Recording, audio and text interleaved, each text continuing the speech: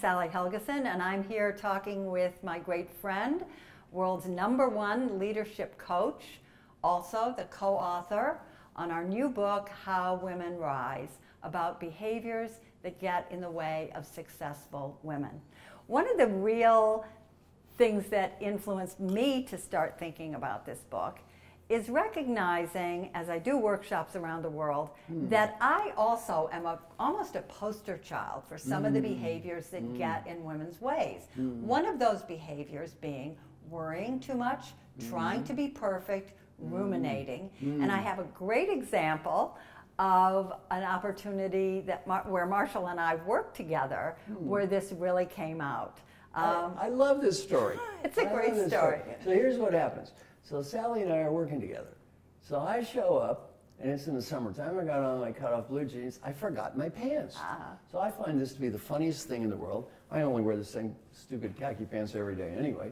So I say to this woman who's organizing, oh, I forgot my pants. Oh, this is bad. Why don't we go to Walmart or someplace to get me some pants? I'm really finicky about pants. On the way to the event. On the way, yeah, on the way to the event. Let's stop by Walmart or someplace and get some pants. Then the story gets worse.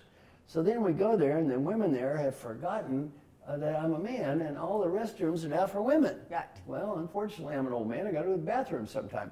So then they go through this sort of process of having to scout, making sure that it's okay. I go into the bathroom. So as a man, the men listening can appreciate this. I go into the bathroom there, and it smells good, and they have flowers, and I'm, as a man, this is not good. There's no urine on the floor, smells good, flowers. So there's so many red lights are going to, you do not belong, you do not belong. So finally I sit down, I go to the bathroom. In the women's room, they have this hanger there for the purses. They're not in the men's room. So I stand up, boom, I bash my face on the hanger, blood dripping out all over everything.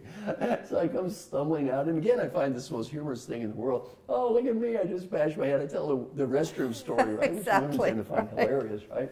And then we're going through the program, and then about at the end, I said, oh, gee, I forgot something. I got to leave like an hour earlier, and I thought it was not a big deal, Sally can do it, and then I left. And so tell the story about the group's reaction and your reaction. Well, it was really interesting because I was watching this unfold. I'd been in the lobby early. I'd been up until about 2 o'clock in the morning preparing for this event. It was a big event. It was very important to me, so I wanted to do a great job. And when Marshall said he announced that he had forgotten his pants, I couldn't believe it because I often have a nightmare in which I've forgotten my pants. And I'm at a big event and I haven't brought my pants. So I was thinking, wow, look at this. He thinks it's funny. For me, it's a literal nightmare. Similarly, when he tumbled out in front of 300 women onto the floor after knocking his head, I was thinking, boy, would I feel like a fool if I did that. Marshall seems to think that's kind of funny. So we went on through the day, and it was a very successful program, and I think Marshall had some great exercises, I had some great material, but I noticed something. I noticed something that really made an impression upon me, which was that Marshall had established himself as, I won't say a bumbler, but kind of not a perfect person. Yeah, far from human. perfect. And that the women in the audience really seemed to appreciate that. A number of them had tears in their eyes during different exercises. And I felt that what they saw modeled was somebody who was providing great value without being the perfect person, who was being authentically themselves and letting it roll. And it was a really good lesson to me because I was so caught up with the material that I was presenting, making sure I remembered every point perfectly, my delivery.